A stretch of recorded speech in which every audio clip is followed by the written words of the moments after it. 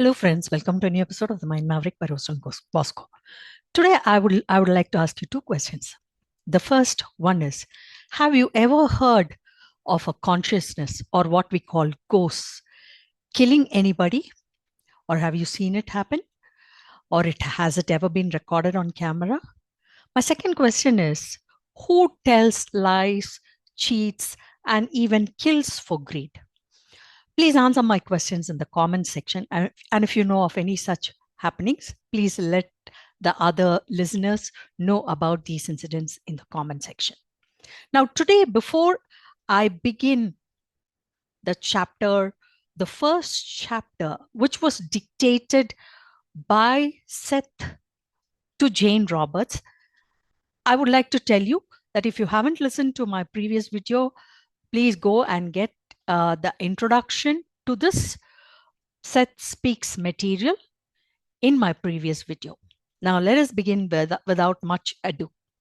Now, what is Seth? I do not say who is Seth because Seth is a form of consciousness. So, what is Seth? Seth calls himself as a personality without a physical body in the very first chapter.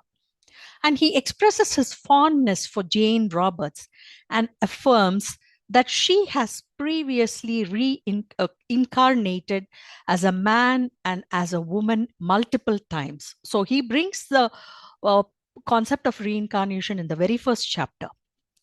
After introducing himself as Seth, he explains that Jane's husband, Jane Roberts' husband, takes the materials he dictates as notes.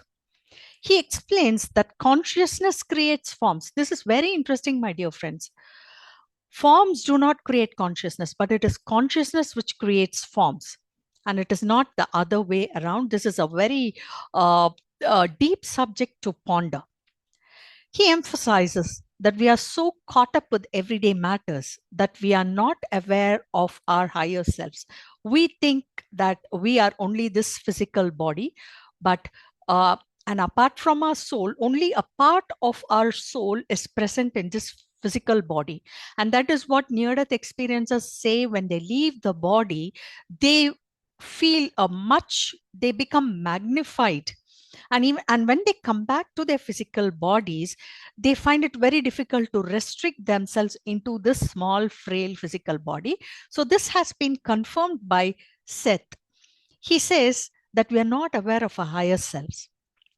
He then goes on to describe Jane Roberts as a slim, dark-haired woman. So this scene is set in 1970. And by this time, a psychological connection has been established by the consciousness called Seth and the woman called Jane Roberts.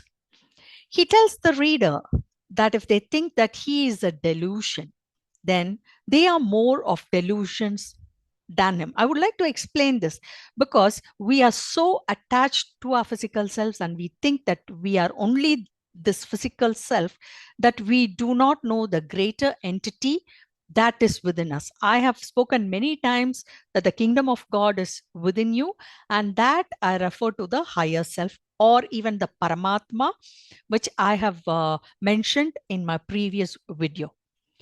Seth promises to teach the nature of reality. Our senses, according to Seth, are but beautiful liars which project a false image. And he says that we are more alive when we sleep, when we sleep, and it is then we have a lot of astral experiences, or what we call out of body experiences. Seth has already lived many lives, but at that point of time when he is communicating with Jane Roberts, he is just a consciousness and he is not in his physical body. He says that we project our thoughts into the material form, and we usually congratulate ourselves for our successes and blame God for our failures. But Seth very categorically states that it is we who create both the glories and the terrors in our earthly experiences. He speaks to Robert twice a week on Mondays and Wednesdays in a large room.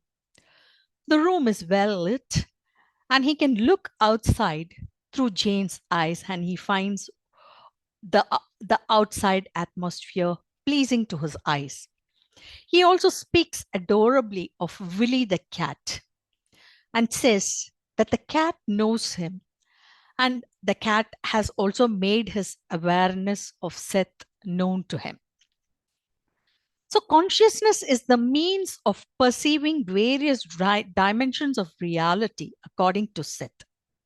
The physical dimension of which we are aware of now prevents us from perceiving other dimensions. And this is done on purpose, because if we are aware of too many dimensions at the same time, then we might become too confused to live a linear life in our earthly dimension.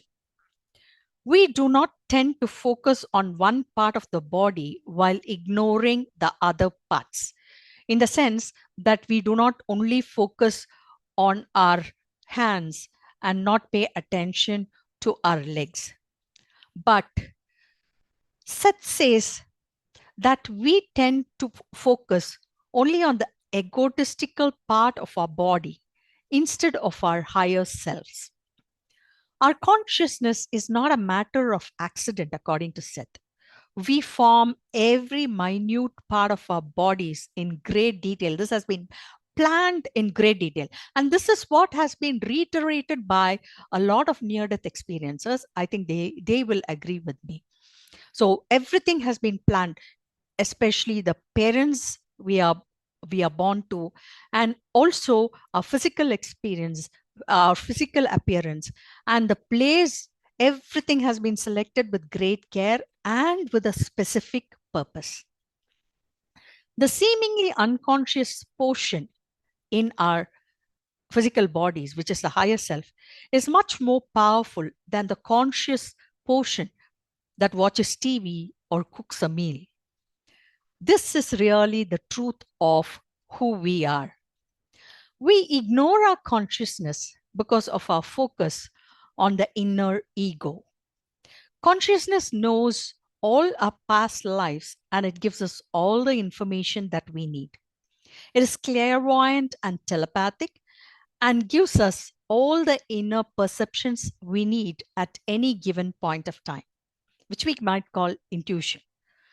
This consciousness decides the time and the place where we will be born.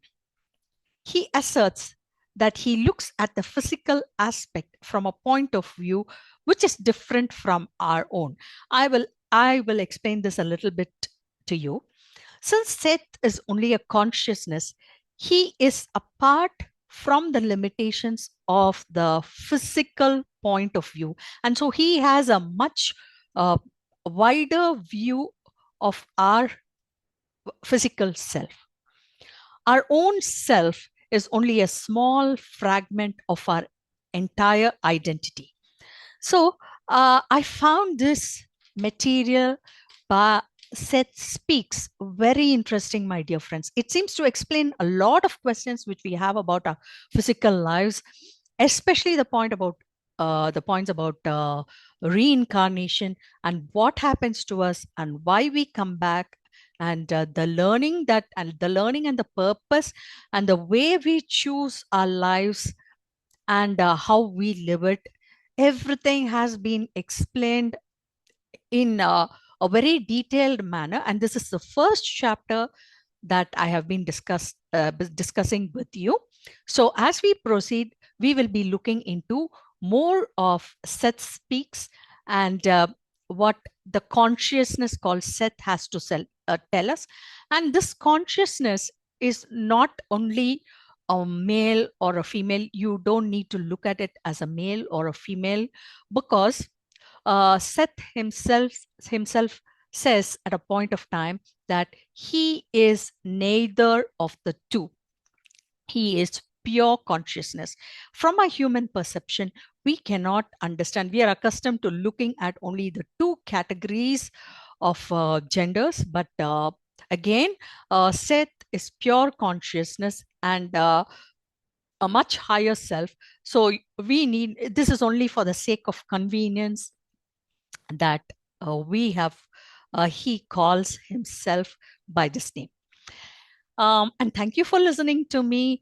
Please read my books on Amazon, Garaza Backs, The Brimstone Fallacy, Highlights of a Course in Miracles, and co-create with your universe. And I would say that Seth talks more about this concept. It's been a few years, almost 4 years since I wrote the book Co-create with Your Universe, but I'm happy to find the same kind of thinking from this consciousness called Seth, and the book called Seth Speaks.